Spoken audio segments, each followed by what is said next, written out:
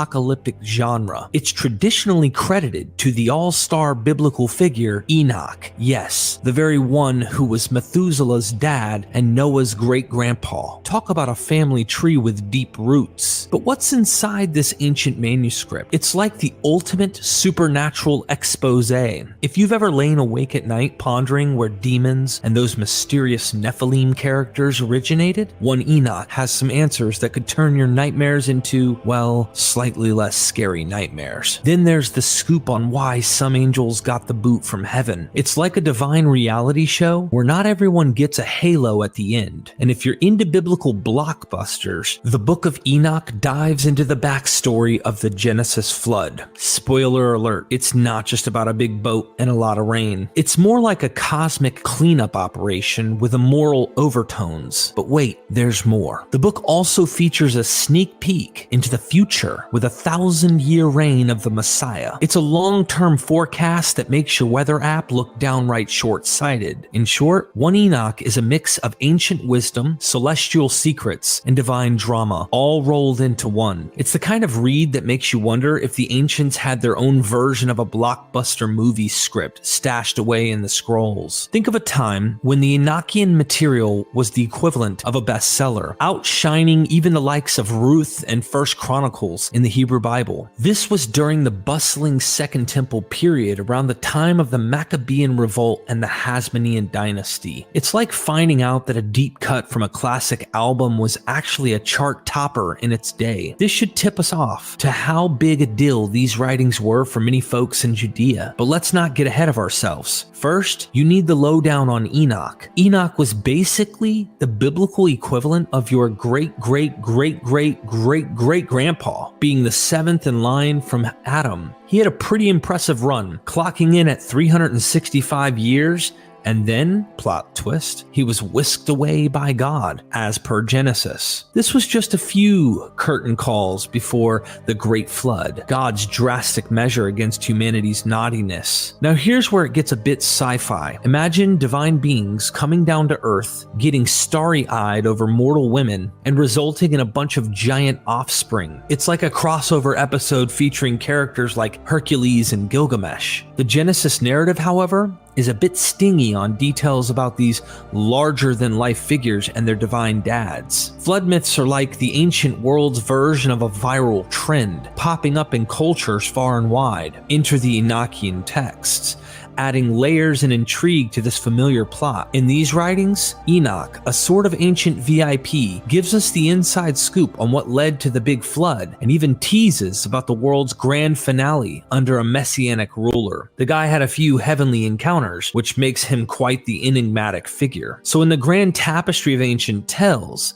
the Enochian texts are like those hidden gems that shed new light on well-worn stories, making them fresh and fascinating all over again. Let's delve into the enigmatic realm of the Book of Watchers, a mesmerizing segment of the ancient text, 1 Enoch. This section has long captivated scholars with its extraordinary and peculiar narratives. Our journey through its pages reveals the descent of the Watchers, fallen angels, whose arrival on Earth irrevocably altered human destiny. These celestial entities not only mingled with humanity, but also shared forbidden knowledge, leading to the emergence of the Nephilim, colossal beings of unparalleled strength and ferociousness, with legends suggesting they consumed humans and caused chaos worldwide. As we probe further, we encounter stories steeped in dark magic and mysticism, where the Watchers impart esoteric knowledge to humanity. They unveil the mysteries of astrology, herbology, and spellcasting, thus eroding the boundaries between the sacred and the profane. This infusion of hidden knowledge plunges the world into turmoil, marked by otherworldly occurrences and ethical decay, culminating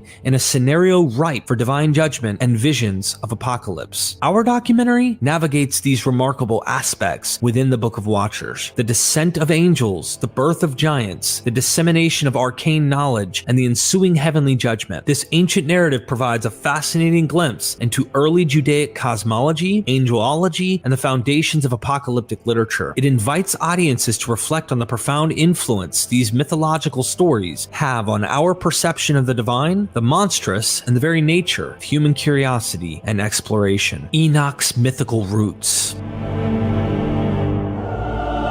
The figure of Enoch, long shadowed in the annals of religious history, demands a closer look, more discerning look, especially to unravel the depths of Jewish and Christian thought. His significance, often understated, is crucial for a comprehensive understanding of the evolution of Jewish ideology during the Second Temple period. Our conventional perceptions of Enoch in the Bible, largely shaped by subsequent developments in religious canon and scripture, might need a serious reevaluation. Traditionally, distinctions between what is considered biblical and extra-biblical, sectarian and non-sectarian, canonical and non-canonical, or even Hebrew and Greek have dominated our understanding. However, our exploration into Enoch's narrative suggests a more intricate tapestry of influences and origins. Our last documentary on Enoch casts a revealing light on this enigmatic character, drawing striking parallels with the ancient Adapa myth from Mesopotamia. Adapa, a figure steeped in Mesopotamian mythology, was renowned for his exceptional wisdom, serving as a sage or priest in Ea's temple, Ea being the deity of wisdom and magic. In Eridu, one of the ancient Mesopotamians' oldest cities, Adapa embodies the archetype of the wise yet mortal man. In some renditions of the myth, Ea is portrayed as Adapa's father or creator, symbolizing a profound bond between the deity and his enlightened human servant. While Ea endows Adapa with unparalleled wisdom, he does not grant him eternal life. This aspect of the myth accentuates a crucial dichotomy: the divine bestowal of wisdom juxtaposed with the inherent limitations of human mortality. Adapa's narrative, especially his celestial voyage and encounters with the gods, mirrors the intricacies and contradictions inherent in the divine-human relationship as perceived in Mesopotamian lore. This backdrop provides a compelling context to re-examine Enoch's story, hinting at a profound, perhaps previously overlooked, intercultural exchange that shaped early religious thought. In performing his duties, Adapa found himself fishing on the Tigris River. A violent storm provoked by a fierce wind overturned his boat. In response, Adapa, in a fit of anger, shattered the wings of the south wind, halting its gusts for a week. This act drew the attention of Anu, the deity who summoned Adapa to explain his actions. However, Ea, another god, provided guidance to Adapa, advising him to win over Dumuzid and Gishzida, the celestial gatekeepers, and to abstain from consuming food or drink in the heavens, warning that such substance could be lethal. Adapa, donning attire symbolic of grief, conveyed to Dumuzid and Gishzida that their absence had plunged the land into mourning. In heaven, he was presented with the food of life and the water of life, but he refused them as instructed by Ea. He also accepted garments and oil, using them as advised. When brought before Anu, Adapa explained his refusal to partake in the heavenly banquet, attributing his caution to Ea's counsel. Anu, amused by Ea's machinations, rhetorically questioned what harm Adapa had inflicted upon humanity. He then declared that human beings would endure diseases, though these could be mitigated by the goddess Ninkarak. After this judgment, Adapa was returned to the earth. This myth of Adapa from the Old Babylonian period, circa 1894 BCE to 1595 BCE, to the Neo-Assyrian version, dating to circa 750 BCE, introduces an exorcistic procedure. It repeats that Adapa went to heaven and saw all its secrets. Though still a human being, he thus gained divine knowledge. Adapa's heavenly knowledge is invoked as a means to cure disease. His wisdom is no ordinary wisdom. It has its source in heaven. We could see how this myth sets up the heavenly or divine mediator myths of Moses and Enoch. We can see Adam and Eve written all over this myth as well. It's no coincidence that all of these figures, Adam, Enoch, and Noah, are all primordial characters existing around the beginning of creation. Enki, aka Ea, tricked Adapa, but he did so knowing the gift of godly wisdom would have remained in heaven with the rest of the deities, away from the rest of humanity, if he would have ate the food and drink of life, which he was told would kill him. This really makes one think about Yahweh and Adam in the Garden of Eden. Just as Utnapishtim was separated from the rest of humanity by the gods after being granted immortality and surviving the flood, Adapa would have suffered the same fate, and Enki knew it. Now that Adapa has the gods' wisdom, he can also come back to humanity and teach them the ways of the gods. So just as Adapa was summoned before Anu, Adam was summoned before before Yahweh to answer for their transgressions. Both stories hint at food causing death, and both were tricked into thinking the food would kill them, one with Ea and the other with Yahweh. We see priests in Babylon proclaim "I am Adapa" as incantations, and Judean sectarian scribes claim to have received Enoch's forms of knowledge. These central figures, Adapa and Enoch, are mediators between the divine and mortal realm, and it was during the Persian era we see linguistic Aramaic culture dominant, with which both Babylonian and Judeans participate in. This explains how the Enochian figure was created. In the ancient shadows of Greek mythology, a tale as old as time itself unfolds, first chronicled by the 8th century BCE bard Hesiod in his epic Theogony. Here we meet Prometheus, offspring of the titan Iapetus, and either Clymene or Asia, an Oceanid. He stands alongside his brothers Menetius, Atlas, and Epimetheus in a lineage of mythic proportions. Hesiod paints Prometheus as a cunning figure, daring to challenge the all-knowing, all-powerful Zeus. The scene is set at Mykone, a pivotal moment where gods and mortals negotiate their coexistence. Prometheus, master of guile, presents Zeus with a deceptive choice: nourishing beef concealed within an ox's stomach, symbolizing a valuable essence hidden by an unappealing guise, and mere bones, deceptively cloaked in a tantalizing fat. Zeus, in his choice, unknowingly decrees a lasting tradition for sacrificial offerings. Humans would feast on meat, offering only the fat-wrapped bones to the divine. This trickery, however,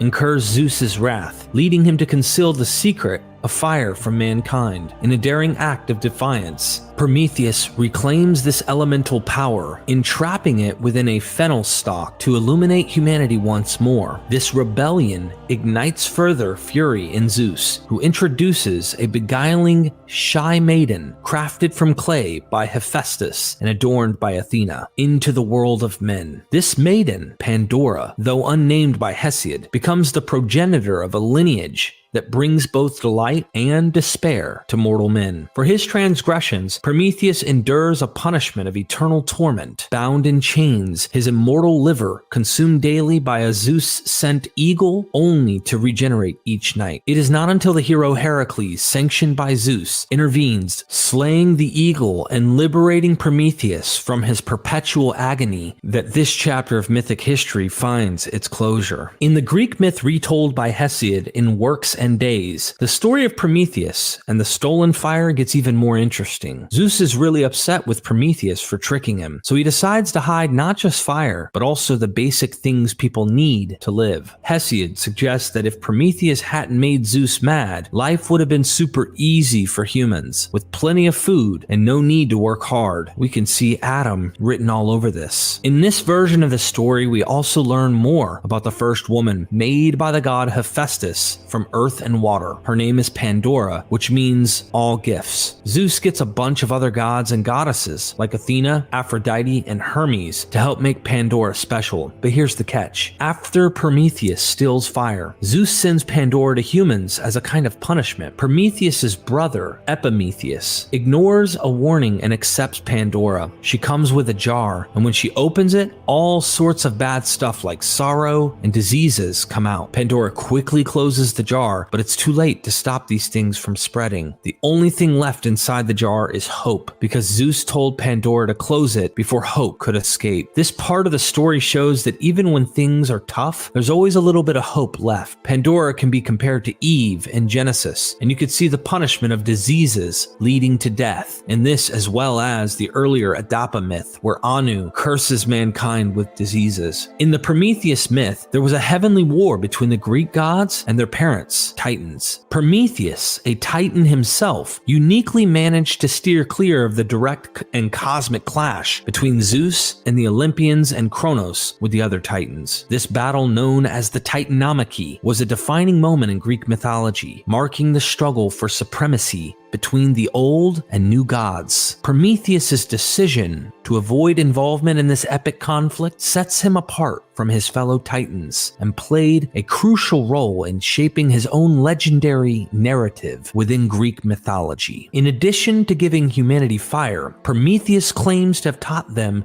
the arts of civilization, such as writing, mathematics, agriculture, medicine, and science. The Titans' greatest benefaction for humanity seems to have been saving them from complete destruction, in an apparent twist on the myth of the so-called 5 Ages of Man found in Hesiod's Works and Days, wherein Kronos and later Zeus created and destroyed 5 successive races of humanity. Prometheus asserts that Zeus had wanted to obliterate the human race, but that he somehow stopped him, and just like the Sumerian myth of Enki or later Babylonian myth of Ea, Prometheus, the Titan from Greek mythology, may have been an influence to Enoch, as some scholars suggest. He was also a bringer of civilization who protected humanity against the other gods, including during the flood, as well as created man from clay. The oldest myth from which the ascent to heaven motif is seen is in the figure of Etana, but we covered that in the previous Enoch documentary and can potentially cover Etana in much greater length in a future Enoch documentary or a standalone video on his myth. I want to see comments. Let me know what you would like to see. Thanks for those comments. If you haven't seen the first video, these videos will go deeply important. We understand their origins and why humans wrote them. The Book of Enoch.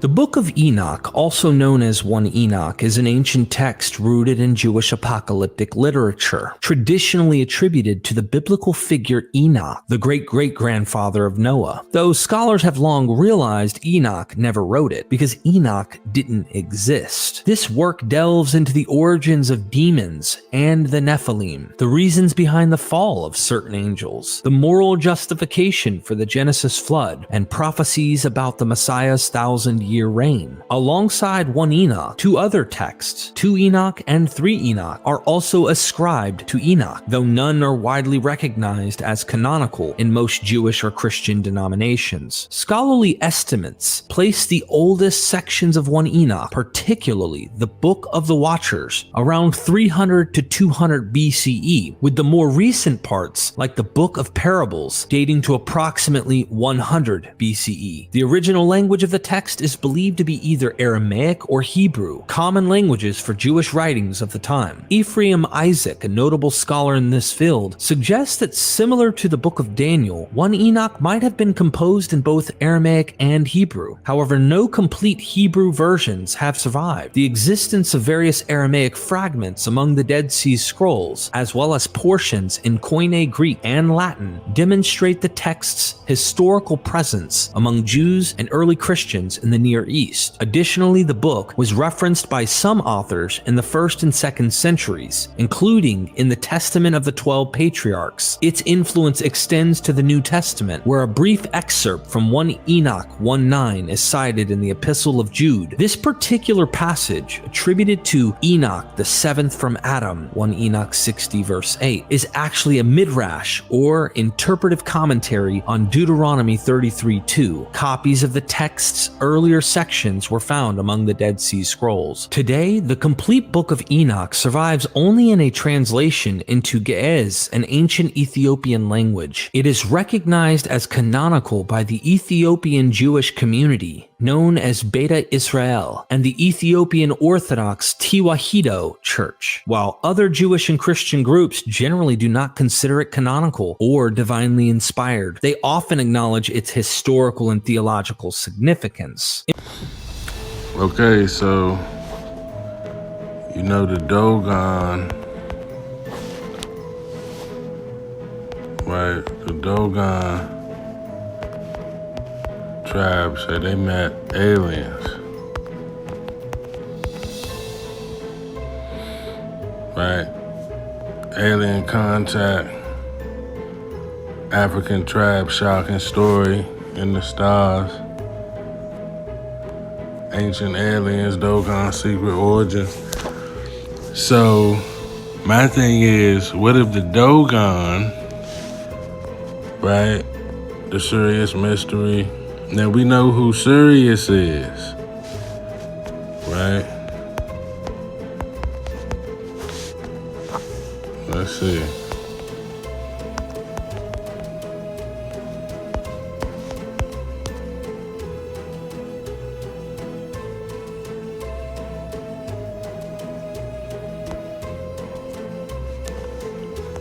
Let's see.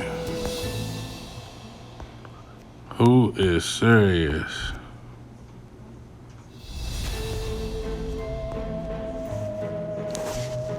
Is Sirius L?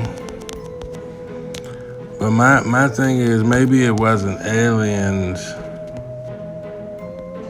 that the Dogon met.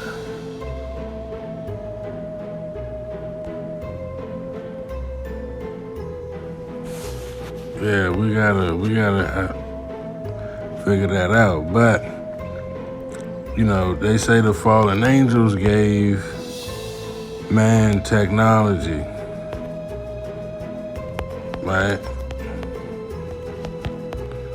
But I thought the angels that left with Lucifer were demons. So it's in the forces of light and angels, what are the forces of darkness, where they come from, led by the devil. They were originally good angels who rebelled and turned against God. These fallen angels are also called evil spirits, unclean spirits, or demons. So did the Dogon meet demons? Right? Fallen angels, Satan, Moloch, right? Chemosh, Dagon, Satan himself. Okay, fallen angels.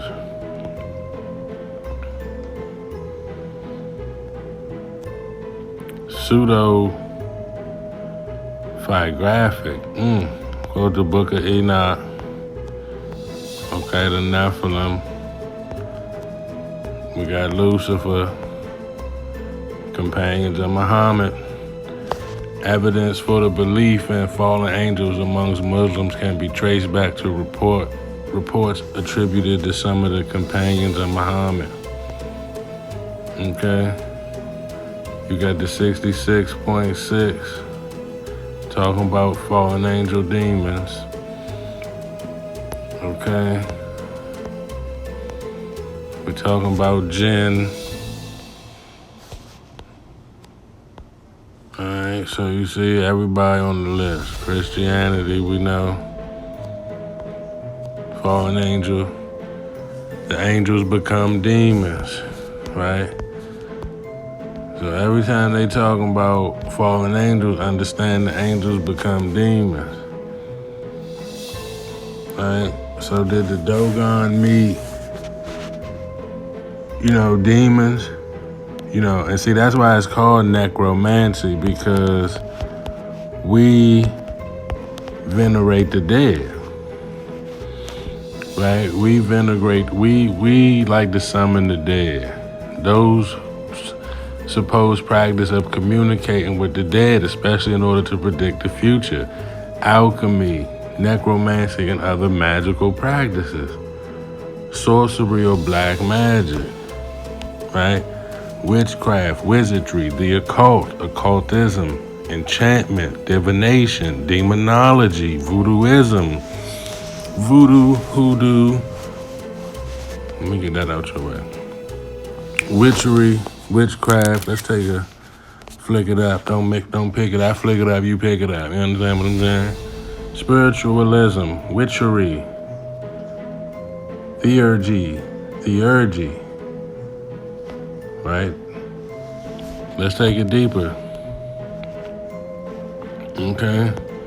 I told you alchemy, necromancy. This is all Negro. This is all Negro shit. So first we got Greek, necromantia. Medieval Latin, negromantia. Latin, niger, necromancy. Okay? The practice of magic involving communication with dead, summoning dead spirits, operations, visions, purposes, divination. See, I was telling y'all divination tied to this. So that black magic is just literally that. It's melanin, it's African voodoo, black people magic, right? We give you some images of necromancy, right? It look like shit like this, right? Necromancy, the hood, the veil, the cloak, the cowl, right? Necromancy, Shang Tsung, right? Shang Tsung.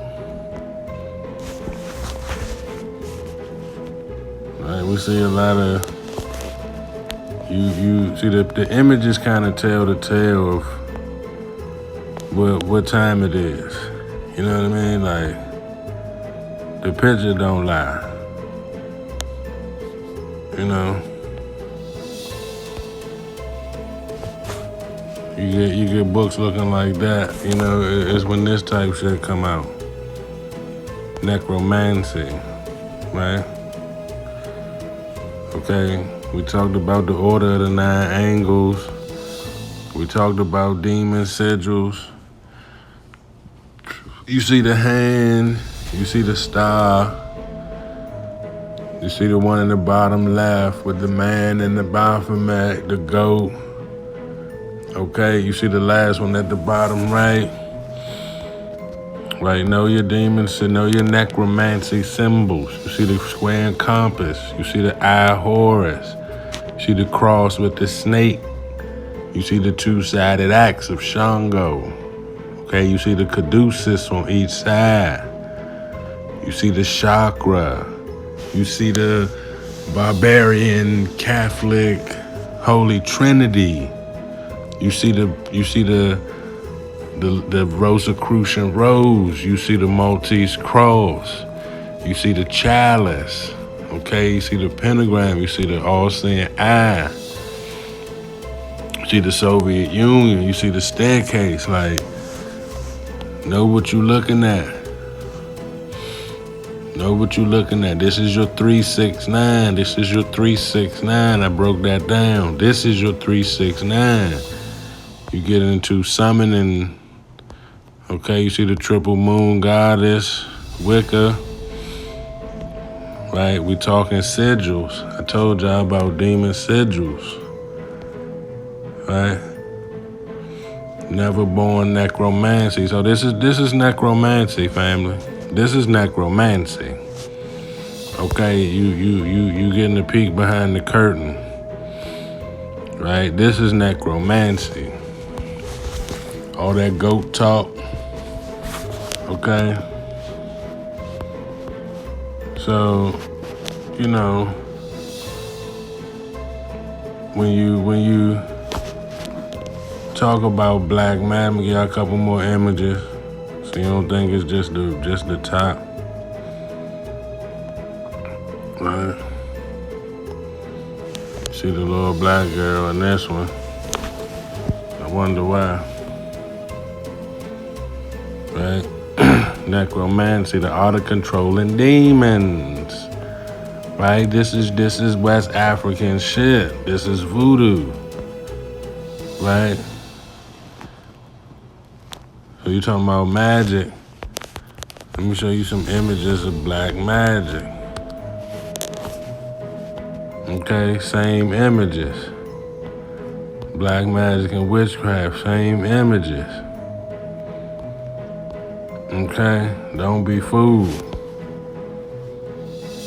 Oh, look at the veil, look at the cloak, look at the cowl. Right?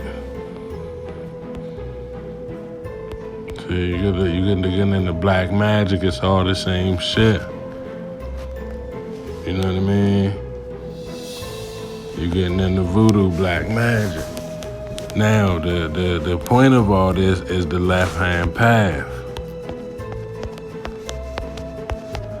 Once you use these herbs and all that to harm people, you going down the left-hand path. People who follow the left-hand path in the West are not interested in giving up pleasure or the world in order to be spiritual. They are not interested in worshiping God or following rules made by others. They seek to gain power and freedom by breaking through taboos, fears, and restrictions. Right? Let's see what Wikipedia say.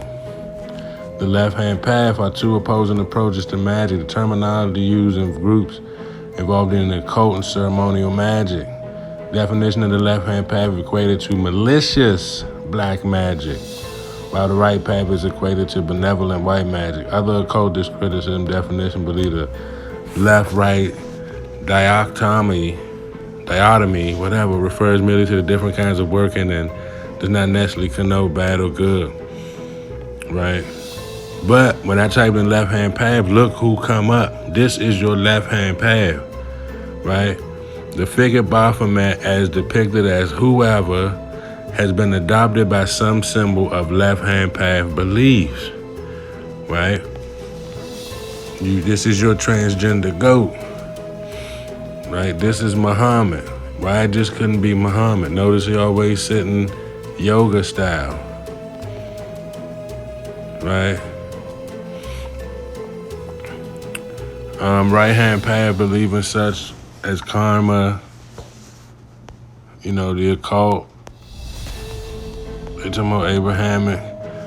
But now let's be clear. Let's go back. Right-hand path is commonly throughout to refer to magical religious groups who adhere to a certain set of characteristics. They divide the concepts of mind, body, and spirit into three separate, albeit inerrant entities. That's like the Father, Son, and the Holy Spirit bullshit, right?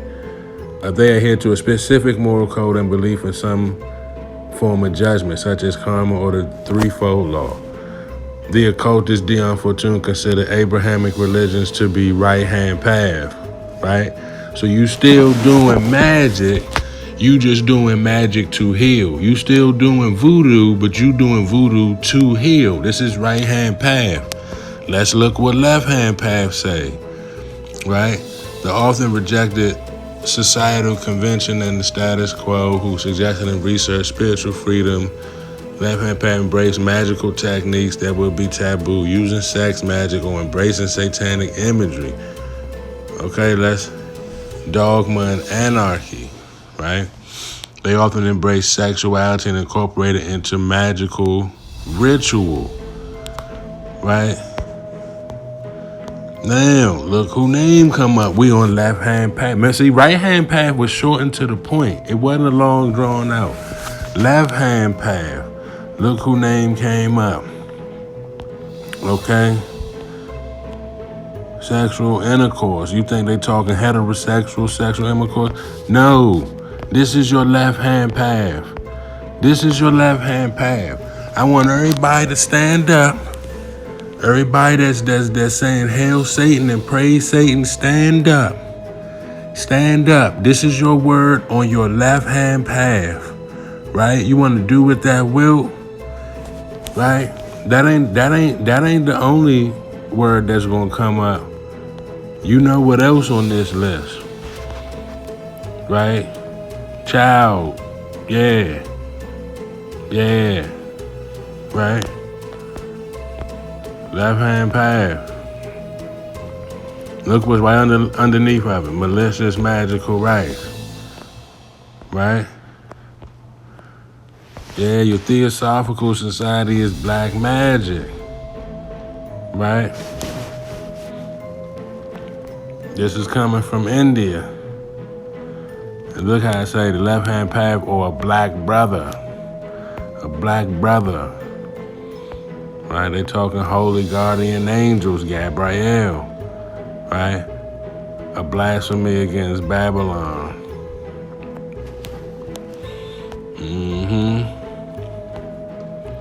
Okay. Weakly conflated the two with Satanism, political communism, right? Typhon. This is left-hand path shit. Typhonian order. Right? What it say at the bottom? Let's see who on the left-hand path.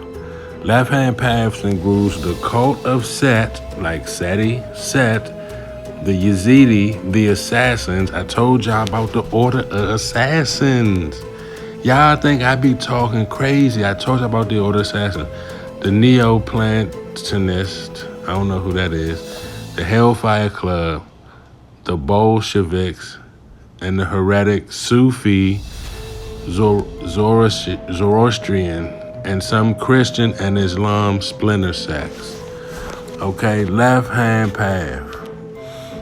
Okay, so necromancy, magic, black magic, voodoo, left-hand path, right? You're not healing, you hurting, right? Let me see, did I leave anything out? Yeah, that's it for now, man. I'm gonna tap back in with y'all, man. Let me know what you think in the comments. Like and subscribe. I'm out.